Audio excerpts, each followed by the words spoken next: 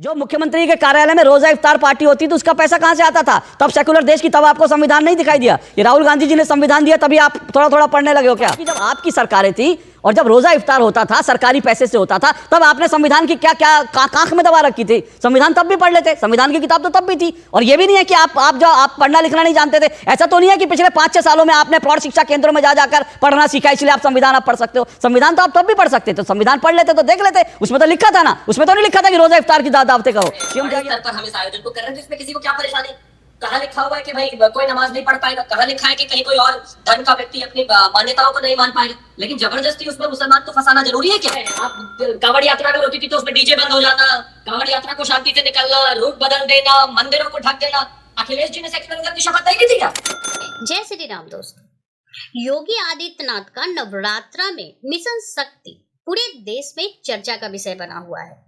UP में मंदिर और शक्ति पीठों में दुर्गा सप्तशती का पाठ और अखंड रामायण की घोषणा से पूरा विपक्ष बौखलाया हुआ है।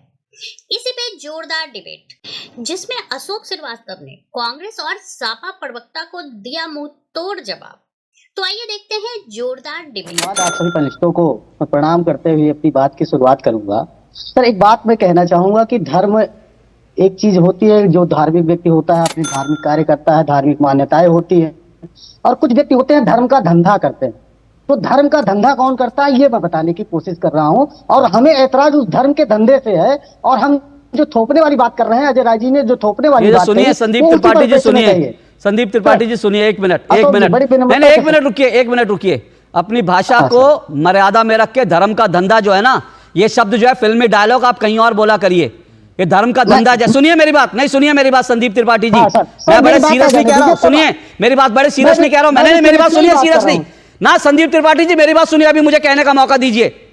आपके यहाँ मजहब का धंधा करते होंगे आप लोग, यहाँ धर्म का कोई धंधा नहीं करता।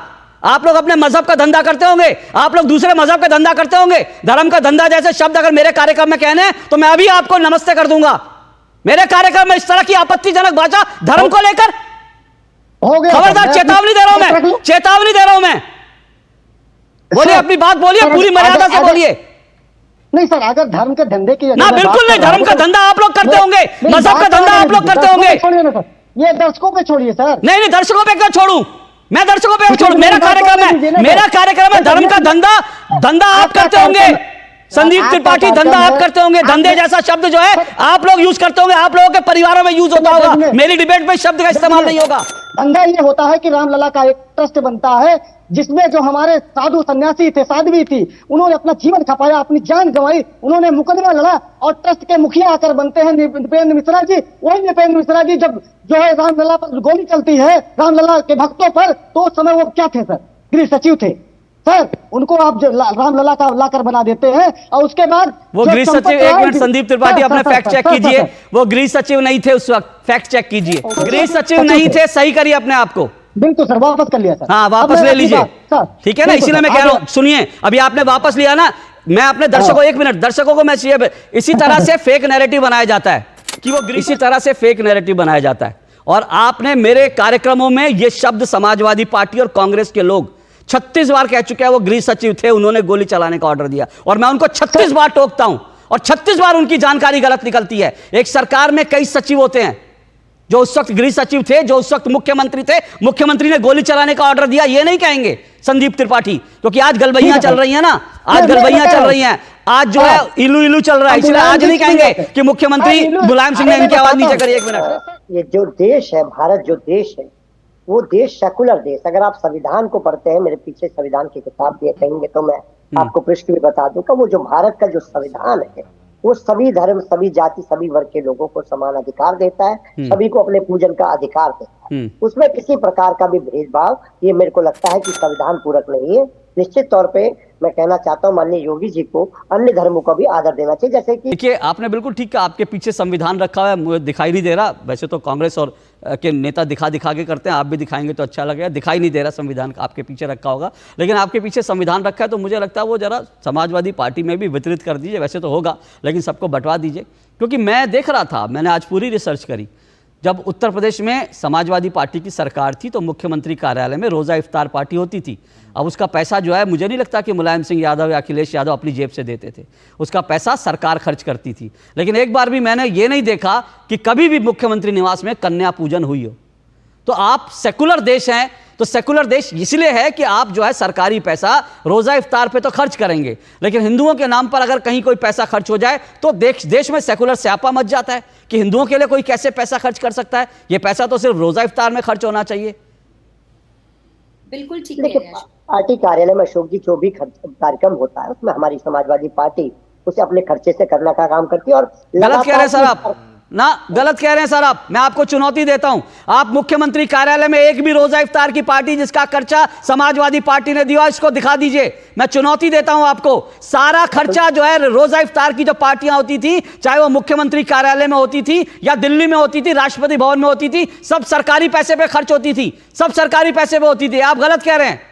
जवाब लीजिए। जवाब नहीं, मुझे बताइए आप बताइए कौन सा तर्क है आपके पास। जवाब लीजिए। आप इसको रिवाइंड करके देखिएगा। मैंने कहा जो भी समाजवादी पार्टी कार्यालय में रोजा इफ्तार की अगर दावत होती है सर मैंने समाजवादी पार्टी कार्यालय में नहीं, अभी ये जो पूजा हो रही है ये बीजेपी मुख्यालय में नहीं हो रही। ये योगी आदित्यनाथ जी अपने मठ मंदिर के लिए पैसा नहीं ले रहे। वो ये नहीं कह रहे कि गोरक्षा पीठ वहां पर जो होगा उसका पैसा सरकार देगी। उन्होंने कहा मंदिरों में जो होगा वो अपने घर पे नहीं करवा रहे। तो मैं आपसे पूछ रहा हूं कि मुख्यमंत्री निवास में जो मुख्यमंत्री के कार्यालय में रोजा इफ्तार पार्टी होती थी उसका पैसा कहां से आता था? तब सेकुलर देश की, तब आपको संविधान नहीं दिखाई दिया। ये राहुल गांधी जी ने संविधान दिया तभी आप थोड़ा थोड़ा पढ़ने लगे हो क्या? इसी सरकार में, आदरणीय योगी जी की सरकार में हमें देख पाते हैं कि किस प्रकार एक ओबीसी समाज के नेता के घर को धोया जाता है। अब आप बहक गए शिवम, अब आप बहक गए। मुझे मालूम है अब आप जाति कार्ड निकालोगे। जब आप सुनिए, जब आप तर्कों में पिट जाते हो ना, शिवम त्यागी को दीजिए।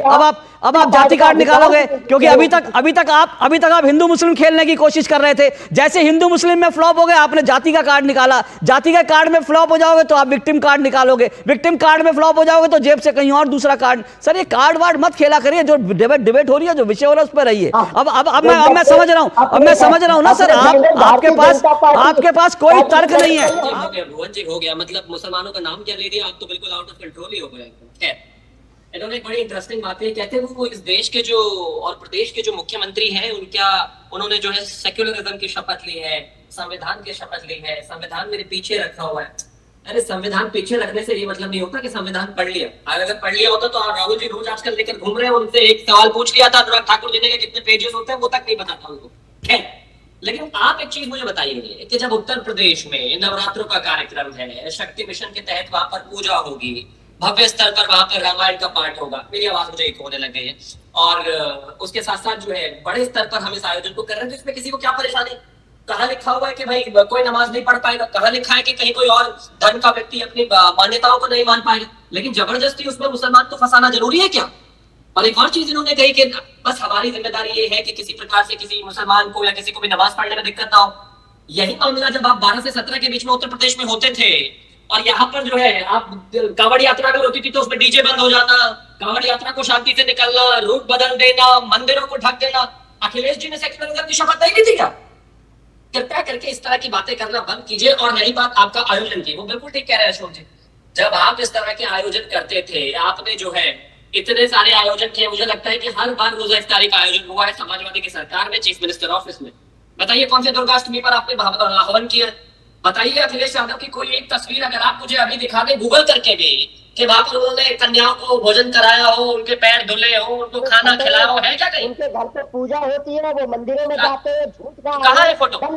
नहीं, सुनिए कि भाई आप ये बता दीजिए, जब आप रोजा इफ्तार की पार्टियां अपने समय सेकुलर, अब संविधान की दुहाई, मैंने सीधी सी बात की, जब आपकी सरकारें थी और जब रोजा इफ्तार होता था सरकारी पैसे से होता था, तब आपने संविधान की क्या कांख में दबा रखी थी? संविधान तब भी पढ़ लेते, संविधान की किताब तो तब भी थी। और ये भी नहीं है कि आप पढ़ना लिखना नहीं जानते थे। ऐसा तो नहीं है कि पिछले 5-6 सालों में आपने प्रौढ़ शिक्षा केंद्रों में जाकर पढ़ना सीखा इसलिए आप संविधान अब पढ़ सकते हो। संविधान तो आप तब भी पढ़ सकते थे, संविधान पढ़ लेते तो देख लेते, उसमें तो लिखा था ना, उसमें तो नहीं लिखा था कि रोजा इफ्तार की दावतें करो। शिवम त्यागी अपनी बात पूरी कीजिए। घर में हर कोई पूजा करता होगा, अशोक जी भी करते होंगे और सभी तमाम लोग करते होंगे।